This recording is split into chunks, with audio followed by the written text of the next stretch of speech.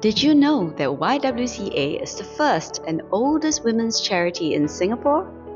The YWCA movement originated in England in 1855. Two women, Lady Kinnaird and Emma Robarts, had a shared vision of an association that would cater for the physical, moral and spiritual welfare of young women working in London. The first YWCA was thus formed in England. Guided by faith, Miss Sophia Cook, a British missionary, came to Singapore and established the YWCA here in 1875.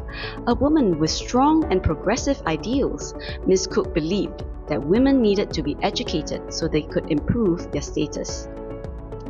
In the early years, YWCA continued to educate women by starting classes to teach life skills. In 1914, as membership grew, YWCA purchased land and set up a hostel at 8 Fort Canning Road for women and its members. Noting the growing numbers of women working in the city, Lady Guillemard, then president of YWCA, raised funds for a second building in Raffles Quay, which housed the administrative office, a restaurant, and the Blue Triangle Lunch and Rest Room. There was also an employment bureau and a travelers' aid society for women. The 1920s and 1930s was a period marked by the formation of many special interest clubs at the YWCA. In 1938, YWCA's first Chinese secretary, Miss Mary Chen, raised funds to set up night classes for underprivileged girls, including those working in factories. As the threat of a world war loomed, members of YWCA knitted and sewed clothes for Allied soldiers and refugee children overseas. They also raised funds to provide relief. In 1941, YWCA also set up a center for lost children to help reunite families in the chaos of the war.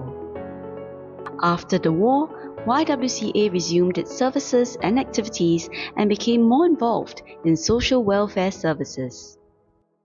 In 1956, YWCA Outram Centre was built and it became a hub for many of YWCA's activities and programs over the years. These included a morning kindergarten, a night school, and home craft classes for girls. In 1967, a 6-story hostel was built at Fort Canning Road to meet increasing demand for safe housing for single working girls in the city.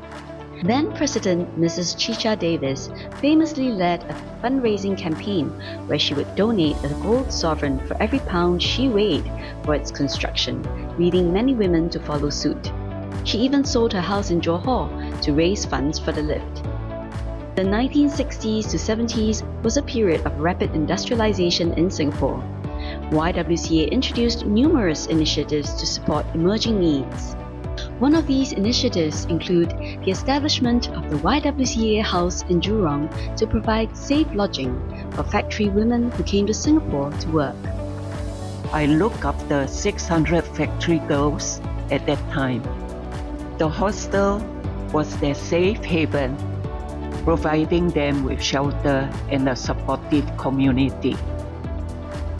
YWCA was also the first to set up childcare services to support women who wanted to enter the workforce. As many as 12 child development centers were established. In 1994, in response to changing needs, the hostel at Fort Canning was demolished and rebuilt into a hospitality enterprise to provide steady income to support YWCA's community services and programs.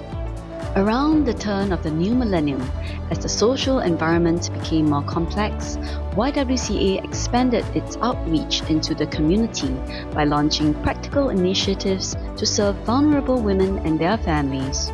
These included a daycare center for seniors, food distribution programs, and intervention programs for children with learning needs, as well as empowerment programs for underprivileged women and children. A second social enterprise, the YWCA Weaving Program, was also founded. Through this program, we provide flexible work opportunities and a sustainable income, while also equipping moms with a new skill they can take pride in. Beyond just a craft, weaving becomes a tool for resilience, confidence, and a brighter future.